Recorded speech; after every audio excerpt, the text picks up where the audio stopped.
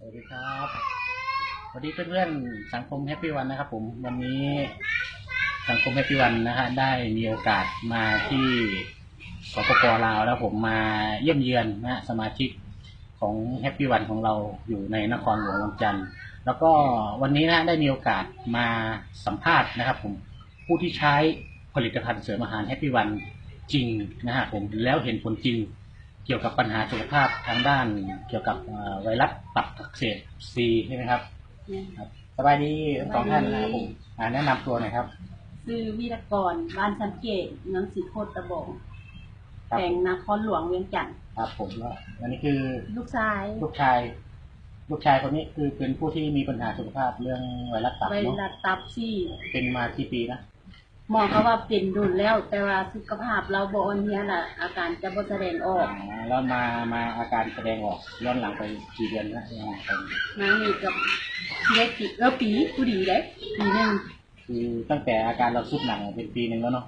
ย้อนหลังขึ้นไป6 เดือน6 เดือนเนาะแล้วทีนี้ก่อนหน้านี้ที่จะมาฮู้จากแฮปปี้วันเนี่ยไปกลัวทางไหนมาก่อนบ่กลัวหมอไปหมอแล้วก็ไปหมอบ้านเขาแหละอันหมอยาขึ้นเมืองว่าสั้นๆก็ไปหมอยังไม่เคยไปโรงพยาบาลรัฐหมอรัฐเนาะไปเรื่อยๆไปไปส่งเรื่องหมอรัฐนะไปส่งเจ้าว่าเป็นยังไงพระเจ้าก็ว่าเป็นไวรัสตับซี่อันนี้ธรรมดามันก็บ่โดนนะเพิ่นก็ว่าที่ละเพิ่นก็ว่ามีความเฮาฮ้อนใจที่เป็นแม่เนาะเฮาก็อยากหมอขึ้นเมืองตามบ้านตามหยังเขาเจ้าว่าดีเฮาก็อยากไปให้นะอยากไปเบิ่งไปกลัวแล้วก็บ่ดีขึ้นคือเก่าแล้วมาฮู้จักแฮปปี้วันได้ยังไงมื้อนั้นบังเอิญไปห้านเสริมสวยไปพ่อจูจ้างเพิ่นแนะนำหั่นนะจูจ้างเนาะแม่นเพิ่นแนะนำว่าให้ไปกินน้ำลองเบิ่งเพิ่นว่านะเฮาก็เลยไปถึงบริษัทเลยใช่ปะแม่นไปฮอดบริษัทไปวันแรกนี่รู้สึกว่าเจ้าของจะเชื่อว่ามันจะซอยลูกเจ้าของได้ไปมื้อแรกเฮาบ่อยากเชื่อเพราะว่าเพิ่นบ่ได้เว้าเรื่องนี้หั่นนะเพิ่นก็ว่าบ่ได้คุยเรื่องเกี่ยวกับพยาธิตับเพิ่นจะคุยแต่เรื่องพวกเบาหวานความดันเนาะโรคผู้ยาผู้ยิงแต่เนาะนั่นแหละแล้วทีนี้ได้เอามาให้ใส่เอาให้ลูกชายใส่เนี่ยมันเริ่มออกอาการเห็นผลว่ามันเป็นในทางที่ดีเนี่ยใช้เวลาจากเดือนนึงก็เห็นผลแล้วเห็นเลยความแตกต่างยังไงแตกต่างว่าแต่ก่อนเราก็คันหลายเริ่มมาคันน้อย